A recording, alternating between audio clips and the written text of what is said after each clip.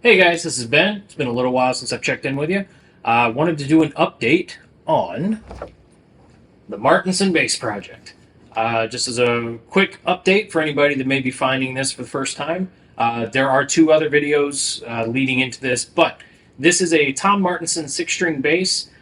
Tom builds things out of Tennessee, and his claim to fame is creating instruments that look like super high end instruments and can compete with the high end instruments at a fraction of the cost.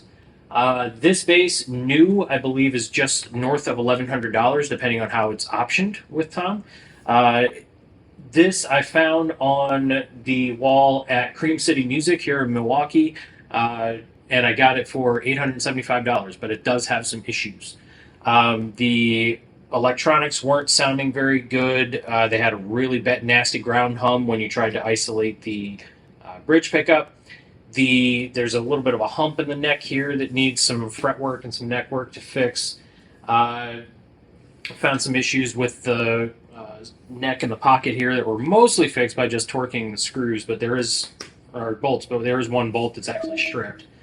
Um, but there are some redeeming qualities about it. First off, it's got a hip shop bridge and hip shop hardware, and it's just struck me as having some potential. Even with the issues it had a good feel. Probably would have been better if I'd been using a neck strap because it's got some dive to it.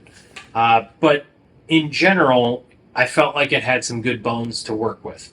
And then as we dug in, we found some issues with routing, the way the old pickups were mounted in the pickup covers with a lot of hot glue. I'm not sure if that helped things very much.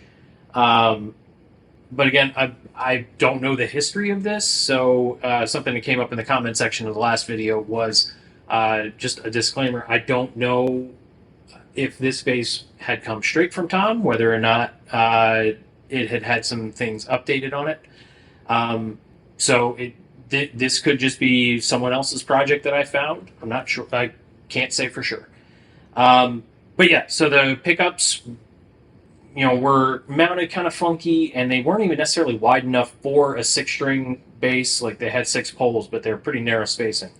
On the electronics side, the stuff that's in here is no-name stuff off of Chinesium website, and it just didn't sound very good. There's some open, it looks like some open solder joints throughout this that could cause some real issues. So, on today's video, I have a new preamp based on some feedback that I got from some of you guys off the last video.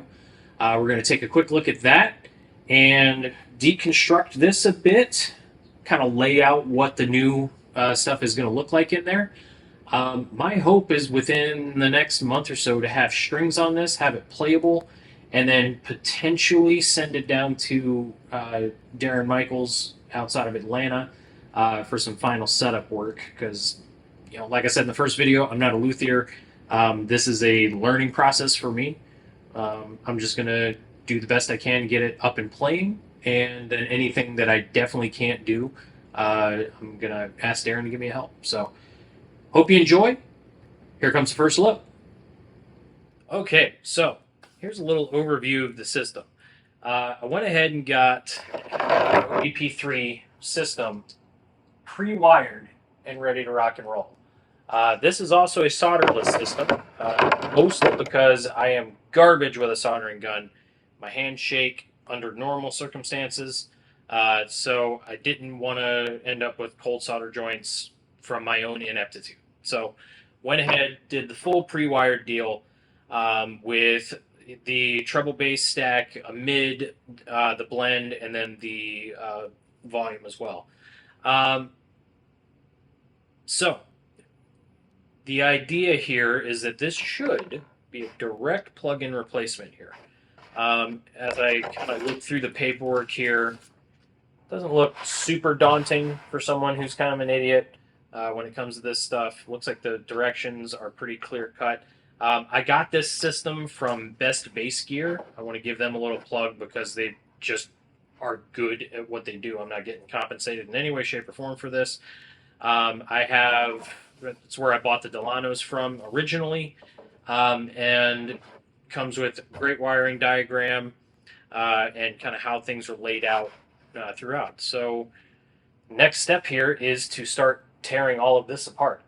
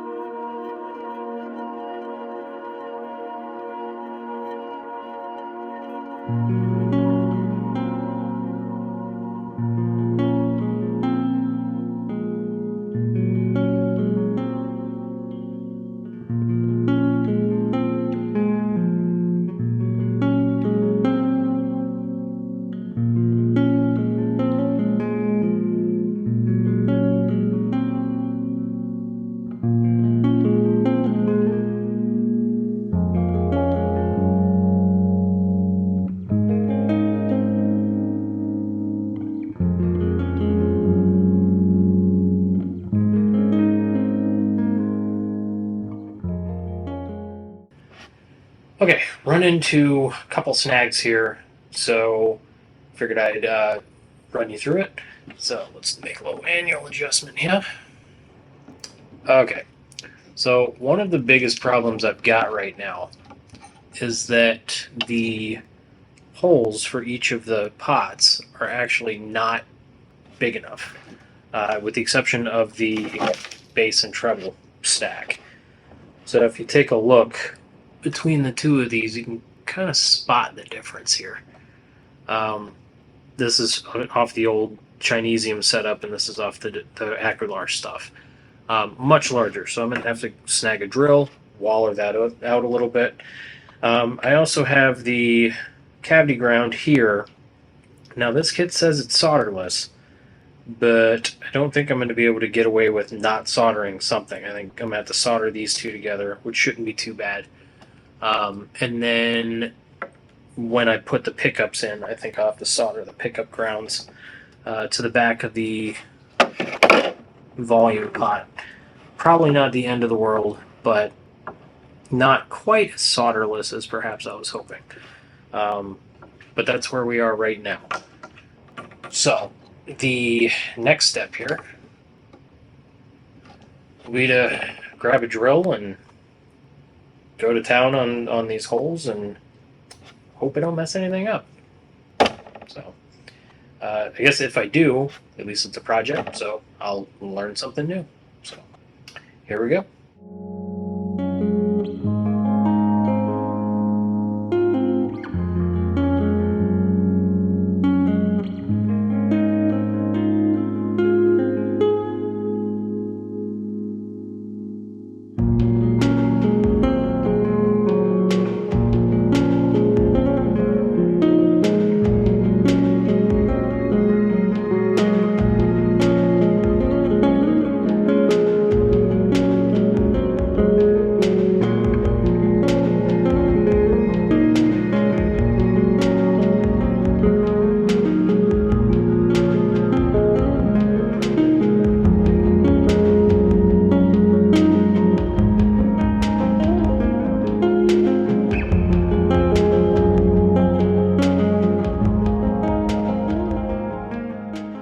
Okay, so preamp is roughed in.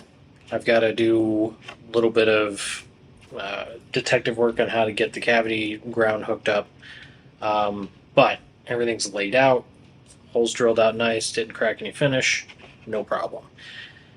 So these are the pickups, again the Delano pickups that I had ordered for this thing. The first one, let's see.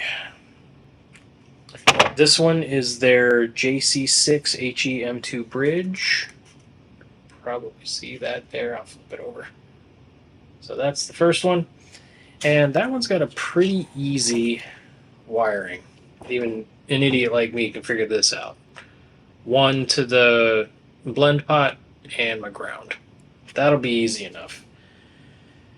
So in my rush to get a pickup large enough to fill this other hole, one thing I didn't consider is that a humbucker like this tends to have a lot of different options on different phasing and switching and stuff like that. So this one's a bit more complex. And this is where I'm going to fully admit my ignorance, because I know this bad boy is the ground. Here, the one would know anything on it. But I got 4 other wires to worry about here. And I'm not 100% sure what I'm going to do with that. So this particular pickup is the MC6HE-M2. So that's what that sucker is.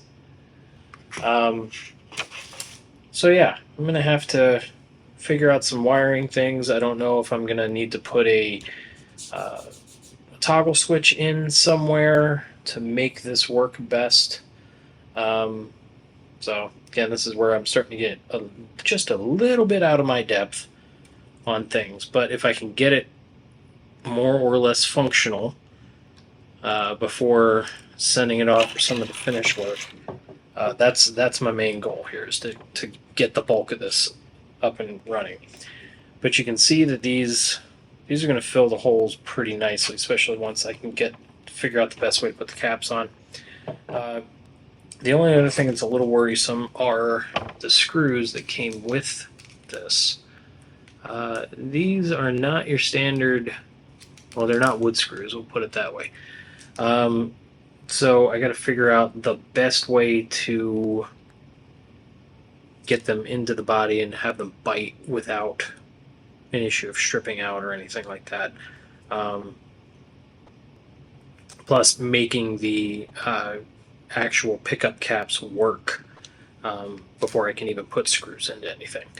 Because I want them to be adjustable. I don't want them to just bolt down. So what I'm going to try to do is take the pickup covers, get it to where I can drill small, get it to where it'll actually fit over without having to do the super glue thing. But then also tapping holes for or through the top so that the screws can go through and adjust everything as one piece, as opposed to before where it was pretty much just hard screwed into the cavity here. I don't want to do that. I want to have something that's a little bit more functional in that regard. I mean, I guess that's a plus side to how it was done, is because these were just straight glued into the caps. The caps ended up being the adjustment. So depending on how things go, maybe I have to go that route again. But either way, the caps don't fit on these right now. I'm going to have to do some routing with a Dremel tool to get them cleaned up and to get them to fit. And then I can figure out next steps there. So hope you guys enjoyed this installment. Hopefully within the next few weeks, I'll have this solved and all of this wired up, and maybe, just maybe, ready to stick some strings on this thing and make some noise. So, hope you enjoy. If you do, hit that subscribe button, hit a like, share it with anybody that you think might be into this crazy nerd stuff, and I'll see you on the next one.